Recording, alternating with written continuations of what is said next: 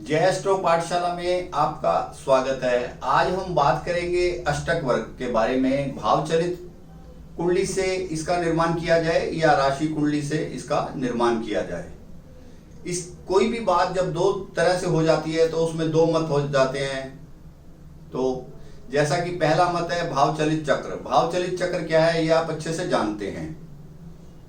भाव चलित के मतानुसार जो ज्योतिषी इसको मानते हैं, जो विद्वान इसको मानते हैं, उनके अनुसार ग्रह की राशिगत स्थिति भाव मध्य अवधारणा के अनुसार भाव चलित चक्र में भिन्न हो जाती है। यदि हम इसको भाव चलित से लेते हैं तो उनकी जो परिणाम आते हैं थोड़े भिन्न हो जाते हैं। यह भाव मध्य अवधारणा श्रीपति पद्धति के समय से काफी लोकप्रिय हुई। एक श्रीपति पद्धति है जिसमें कि हम भाव मध्य के बारे में बात करते हैं, उस समय से काफी लोकप्रिय हुई। कुंडली का ग्रह चलित चक्र में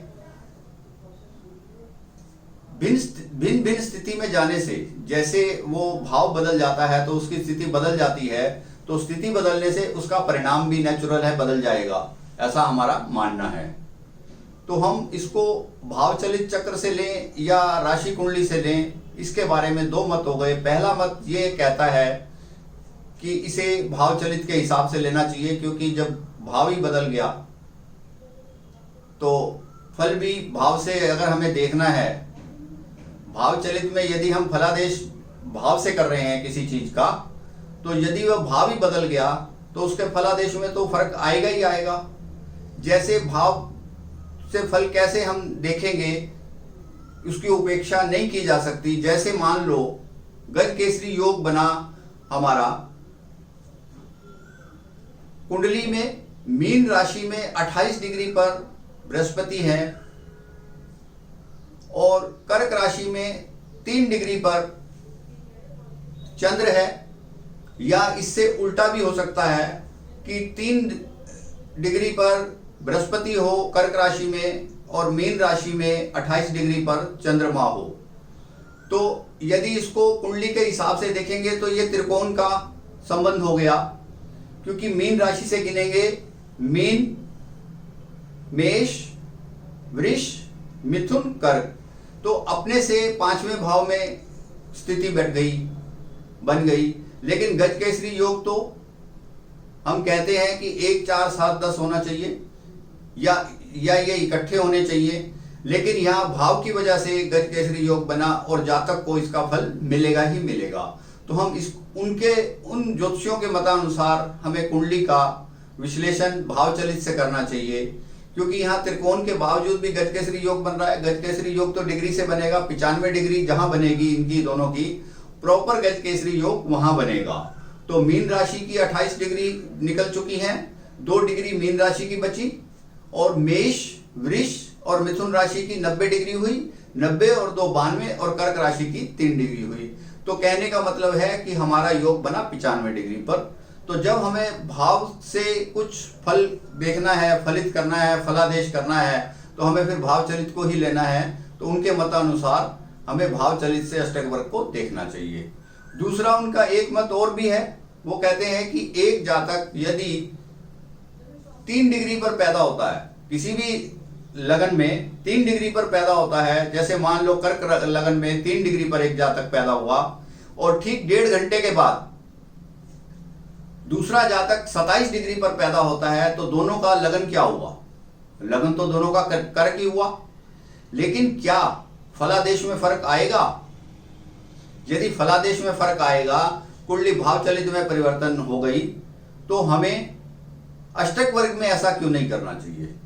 हमें अष्टक वर्ग में ऐसा क्यों नहीं करना चाहिए? ये उनका मत होता है और वो इसको कहते हैं कि हमें भाव चलित के हिसाब से ही अष्टक वर्ग को बनाना चाहिए। ये तो मैंने बात की एक पक्ष की।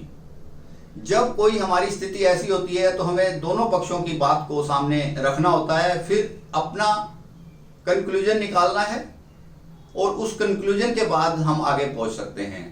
तो मैं दूसरा पक्ष आपके सामने रख रहा हूं। दूसरे पक्ष के विद्वान क्या कहते हैं? वो ये कहते हैं कि ग्रह का वास्तविक स्थान तो राशि है, ग्रह का वास्तविक स्थान तो राशि है। हमें यदि कोई ग्रह उच्च का देखना है तो कहां पर देखेंगे? राशि से देखेंगे कि जैसे सूर्य 10 डिग्री पर उच्च का होगा, परम उच्च होगा, तो कहां से देखेंगे? हम राशि से देखेंगे, भाव से तो नहीं देखेंगे। इसी प्रकार ग्रह नीच का है तब भी राशि से देखेंगे, ग्रह स्वराशि का है तब भी राशि से देखेंगे, और ग्रह मूल त्रिकोण राशि का है तब भी राशि से देखेंगे। तो इतनी सारी बातें राशि का महत्व बढ़ा रही हैं। जो राशि कुंडली की बात के पक्ष में जो बात विद्वान मित्र कह रहे हैं, तो उनकी बात भी काफी हद तक उचित है। फिर उनका दूसरा प्रश्न है, यदि हमें वर्ग कुंडली बनानी है तो कैसे बनाएंगे? वर्ग कुंडली के लिए हम राशि की उपेक्षा नहीं कर सकते, वर्ग कुंडली के लिए भी हमें राशि की मदद लेनी होगी। तो इस प्रकार उनका यह मत है कि हमें अष्टक वर्ग का निर्माण राशि कुंडली से करना चाहिए। अब इसी के पक्ष में एक बात मैं आपसे और साझा करना चाहता हूं कि जैमिनी ज्योतिष तो मानता ही राशि को है। जैमिनी ज्योतिष में तो दृष्टि राशि की है। यदि हम जैमिनी ज्योतिष में राशि को ही देखते हैं तो भाव चलित फिर कहां गया? जैमिनी ज्योतिष को इग्नोर नहीं कर सकते कि उसके रिजल्ट प्रॉपर नहीं आते, उसके रिजल्ट एकदम सटीक आते हैं, तो हम उसको भी इग्नोर नहीं कर सकते। तो जैमिनी ज्योतिष किसके ऊपर डिपेंड है? टोटली राशि के ऊपर, टोटली राशि के ऊपर ही डिपेंड है ना जैमिनी ज्योतिष। तो हम ये भी अपने ब्रेन में रखेंगे, दिमाग में रखेंगे बात को कि हमें किस पक्ष में जाना है, और अपने जो जातक आया है कुंडली पूछने के लिए या जातिका आई है, उसको हमें उत्तर किस प्रकार देना है, उसकी फेवर को देखने के लिए हम समय समय पर जैमिनी ज्योतिष को भी प्रयोग में लेते हैं। और जैमिनी ज्योतिष बहुत अच्छे सटीक रिजल्ट देता है, थोड़े समय में हो जाता है। तो उसके अंदर भी राशि का प्रभाव देखा जाता है, राशि कुंडली को ही देखा जाता है। फिर हम बात करते हैं स्वामित्व की, ग्रहों का स्वामित्व कैसे देखते हैं। अगला पक्ष उनका है कि ग्रहों का स्वामित्व हम कैसे देखते हैं। जैसे मान लो 2 नंबर राशि, 7 नंबर राशि, वृष राशि, तुला राशि, इसका स्वामी कौन है? इन राशियों का स्वामी कौन है? इन राशियों का स्वामी शुक्र ग्रह है, वीनस ग्रह है। इसी प्रकार 9 नंबर राशि, 12 नंबर राशि, इनका स्वामी कौन है? गुरु ग्रह है। हम सब राशियों के बारे में जानते हैं कि जब हम स्वामित्व भी राशि से देखते हैं तो भाव चलित बीच में कहां से आ गया? ये उनका अपना पक्ष है, मेरा पक्ष नहीं है। मैं आपको दोनों पक्ष बता रहा हूं। उसके बाद हम बात करते हैं अष्टक वर्ग की।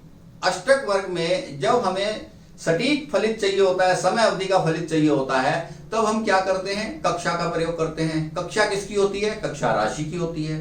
तो यहां तो भाव चलित नहीं होता। तो ये भी हमें दिमाग में रख लेना चाहिए कि कक्षा राशि की होती है, क्योंकि उसमें 8 कक्षाएं होती हैं, आप अच्छे से जानते हैं। तो 30 डिग्री को हम 8 से भाग करते हैं, उसमें भाव चलित का कोई लेना देना नहीं होता। फिर उनका अगला पक्ष क्या है कि पंचदा मैत्री कैसे आप तैयार करते हैं, तत्कालिक मैत्री आप कैसे तैयार करते हैं? ये भी राशि से ही करते हैं, इसको भी हम राशि से ही तैयार करते हैं ना। फिर उसके बाद जब हम पंचदा मैत्री को भी राशि से करते हैं और तत्कालिक मैत्री को भी राशि से करते हैं, नैसर्गिक मैत्री को भी राशि से देखते हैं, उसके बाद अष्टक वर्ग के अंदर ही जब हम त्रिकोण शोधन करते हैं और एकाधिपति शोधन करते हैं, किससे करते हैं? भाव से तो नहीं करते, राशि से करते हैं। तो फिर राशि का एक और यहां पर पक्ष हो गया कि राशि को लेना जरूरी है। इसके बाद और आगे बढ़ते हैं, उसमें जब हम राशि गुना कर करते हैं, शोध्या कुंड के लिए आगे बढ़ते हैं धीरे धीरे, तो उसमें भी राशि को ही लेते हैं, और ग्रह के अनुसार शोध्या पिंड लेते हैं, उसमें भी राशि को ही लेना पड़ता है। तो इस प्रकार मेरा कहने का मतलब है, मैंने आपके सामने दोनों पक्ष रखे।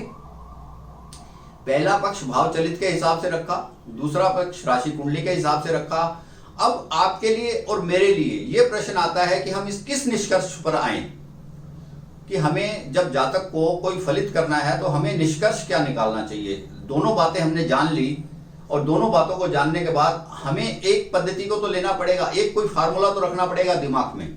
तो इसमें सीधा साधा यही तरीका है कि आप दोनों पद्धति से देखें, जिसमें फल आपको सटीक लगता है दोनों पद्धति से देखें, और जिसमें आपको फल ठीक लगता है उसके हिसाब से आप कर लें। क्योंकि जब कुंडली आपके सामने होगी, एक कुंडली विशेष जब आपके सामने होगी, तो वह कुंडली ही निश्चित करेगी कि मेरे को राशि कुंडली से फलित होना है या मेरे को भाव चलित से फलित होना है।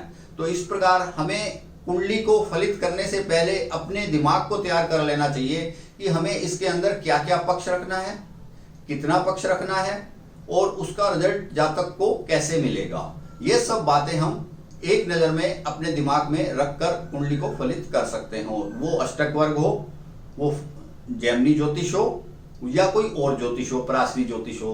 तो इस समय हम पर्टिकुलर अष्टक वर्ग की ही बात कर रहे हैं। तो अष्टक वर्ग में हमें समझ लेना चाहिए कि हमें चलित से करना है, भाव चलित से करना है या राशि कुंडली से करना है।